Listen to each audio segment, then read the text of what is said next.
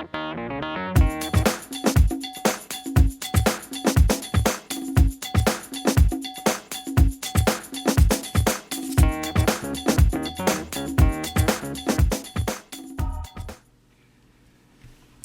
guys, welcome to another edition of Maymay Made It. I am Maymay.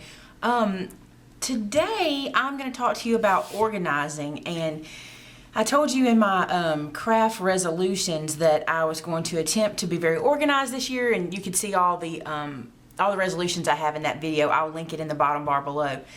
But someone had asked me if I would share my paper organization, and it's funny because one of the first projects I wanted to do this year was get my paper organized, because I think unless you have organization, especially in your paper or in your in the products that you're going to use for every project, unless you have organization in those, if you're like me, and you may not be, I may be the only person like this, I tend to go, oh, I want to do something in this color scheme, so I better go buy some paper, when I probably already have that paper. So before I start my projects this year, I really wanted to spend some time putting together my papers and know exactly what I have. Now, as a precursor to the video, I do not have as much paper as most people right now.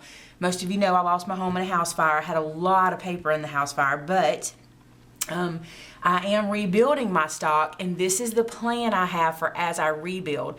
So I wanted to say that to you because I don't want you to go, wow, she doesn't keep very much paper. I normally would have a lot more paper than this, but I'm building my stock back up, little by little. So when you see it, don't be, swayed by thinking, oh, well, her plans won't work for me. And to be honest, this may not work for me long term. But for now, in my little bitty tiny craft room, this is what I'm going to attempt to do. So I did some research online, saw some things other people were doing, and I kind of thought this is a neat way to go. And I also like for my storage to be cute, or to be pleasing to the eye in my craft room, because I have a color scheme. I'm big on color schemes. I think you can do a lot when you have one in mind. You know things will work. So my color scheme for my craft room is black, red, and white, which is also my blog theme and all that.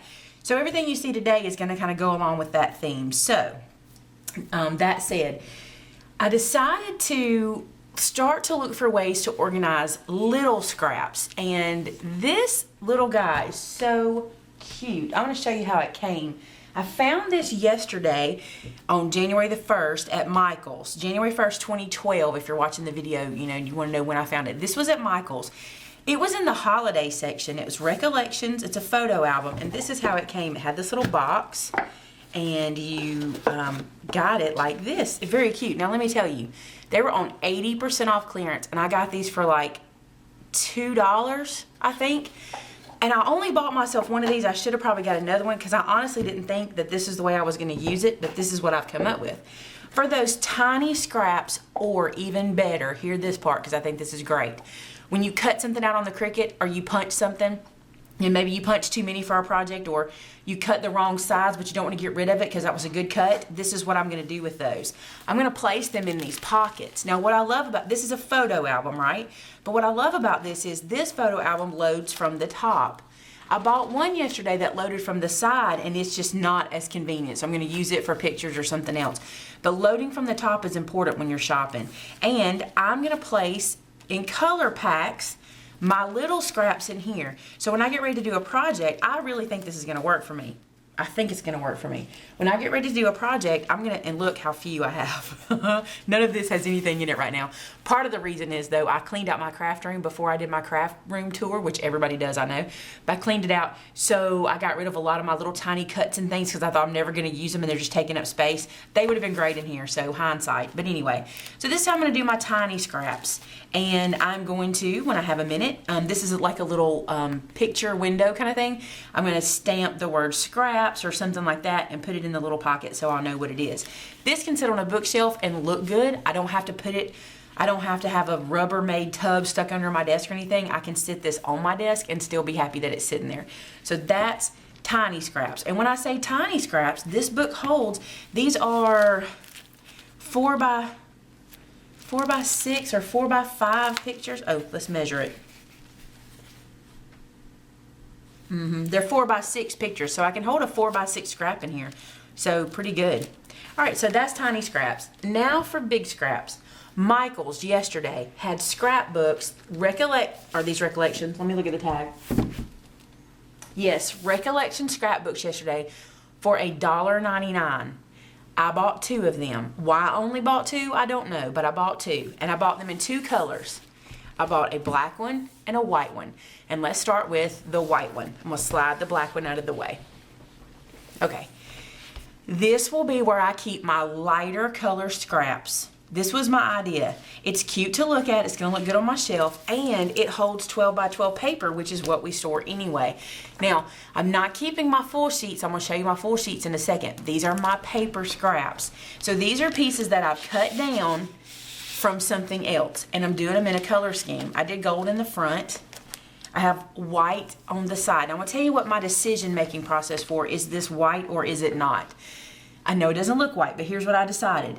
I'm gonna put the background. That's what's gonna drive me, is the background.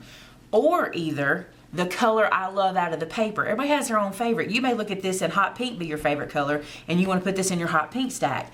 But I'm gonna use the background. So I have white here. I have a yellow here.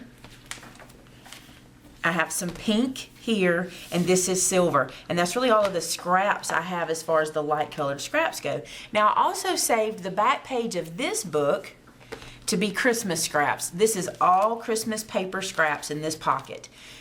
So anything I need Christmas, and I'm just gonna say Christmas, not even holiday, Christmas is right here. So that's how I'm doing light colored and Christmas in this cute, cute, cute scrapbook. The black scrapbook, as you can probably guess, is going to hold my dark scraps, and it's going to start with the greens. Although these are light, I still want to drive it by what color is going to be the, if I say green, you think green, not pastel. But that's what I've got in here is greens. And then we go over here, and I've kind of got some teals, some blue. Then we go over here, and I've got some more darker blue. This is a different shade of blue. I won't break these out so much as I get more and more scraps, but for now I had the room, so I did it. The blacks here, my reds here. So this is where I'm going to keep in those strips that come on the ends of close to my heart papers. They're the little strips that are decorative, and you can use them for scrapbooking or card making or whatever. I just love these little strips, and that's where I'm going to keep them. So that is scrap storage. Light colored, dark colored, $1.99 a piece. I went ahead while I was there and got some extra pages to put inside of them. I don't think I'm going to need them anytime soon, but that way I wouldn't have to run back to the store when I did. So I got a set of those too. So we've seen tiny scraps, and we've seen larger scraps. And now I'm going to show you how I keep my paper.